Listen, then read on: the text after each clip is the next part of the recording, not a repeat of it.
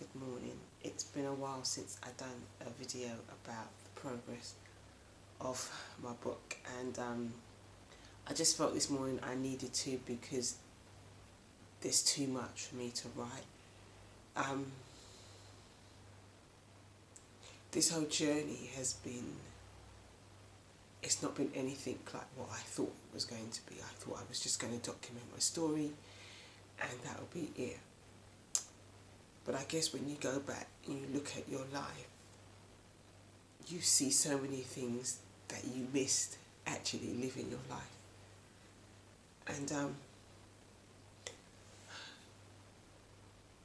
the last chapter that I finished a few weeks ago, it was, I had come into a place where I had hit a real low. I was 21 and I wasn't working. I struggled to hold down a job. I'd been through about 5 jobs in the space of 3 years.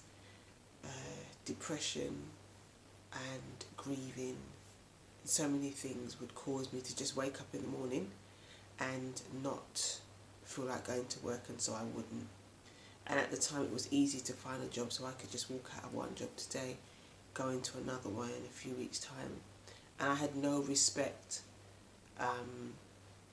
for commitment. I had no idea what I was doing, basically. And I found myself in a position eventually where, because I just cruised from one job to the next, it looked bad on my CV and I was struggling to find work.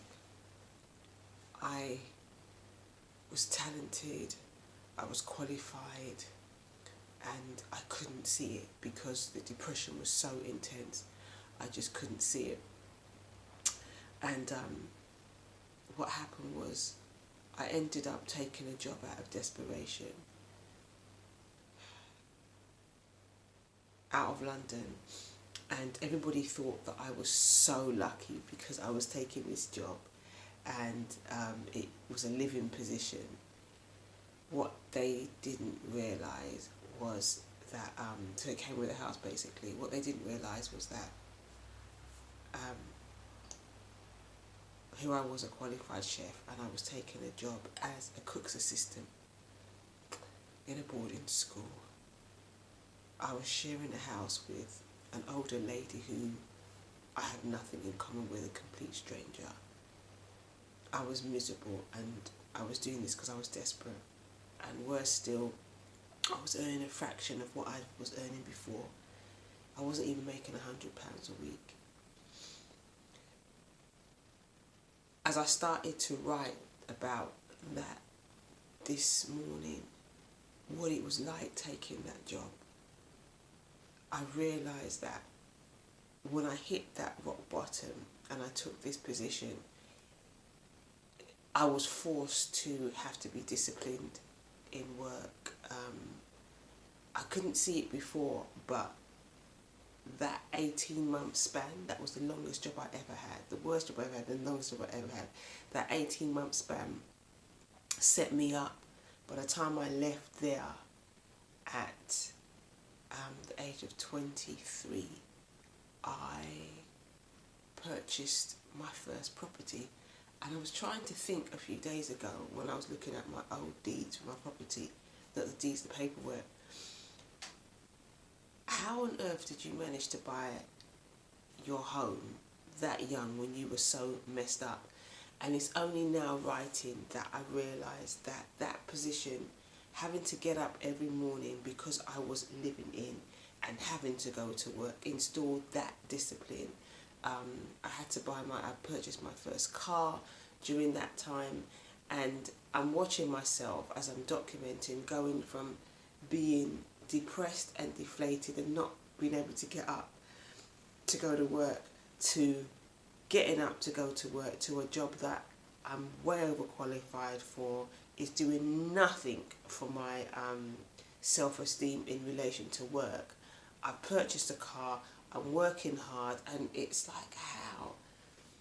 I'm a Christian, and I remember during that time really wanting to develop a more closer relationship with God. And there was a lot of praying, there was a lot of crying, there was a lot of not understanding.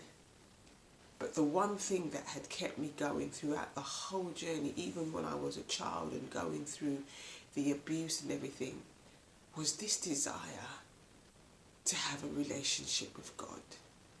And sometimes as Christians, we just think that we're going through stuff and he's not there. Sorry. And when I look at how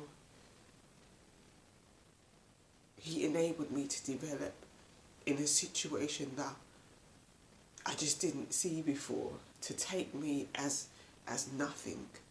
When I left London to take that job, I remember I was surviving on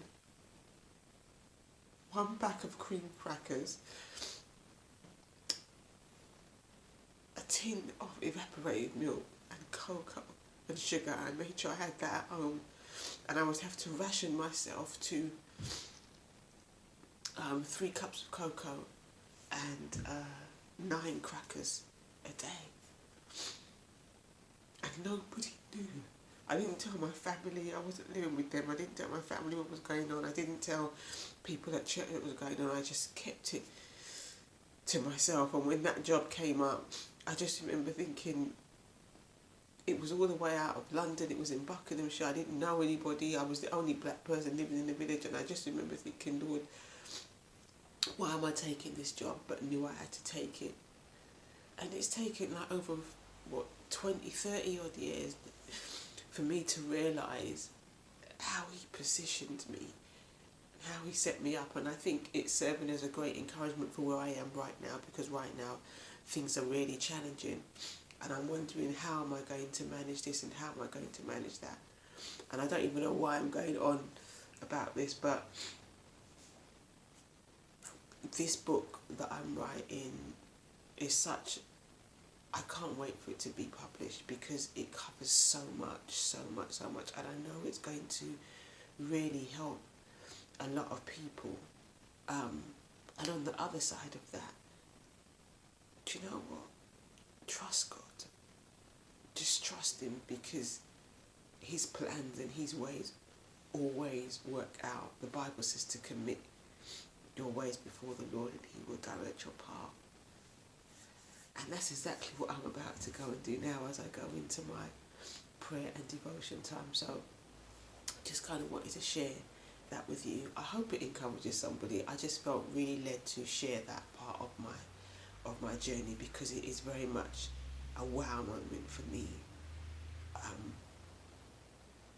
An encouraging moment and a wow moment, just to see how, he equipped me. If you had told me at that point, when I took that job, that in less than 2 years I would have my own home and be working in a job that I enjoyed,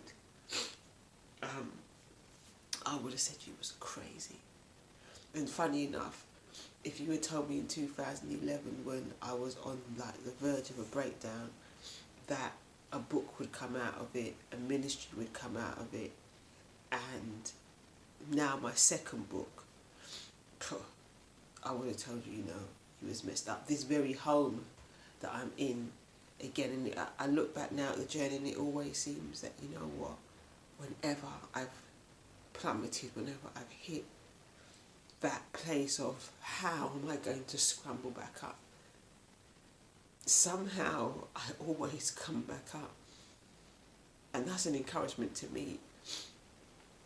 But it's always with God, through God, and because of God. So that's it for me. I need to go and spend my time with God, and back tomorrow morning at 4 a.m. to continue the writing. So have a wonderful day.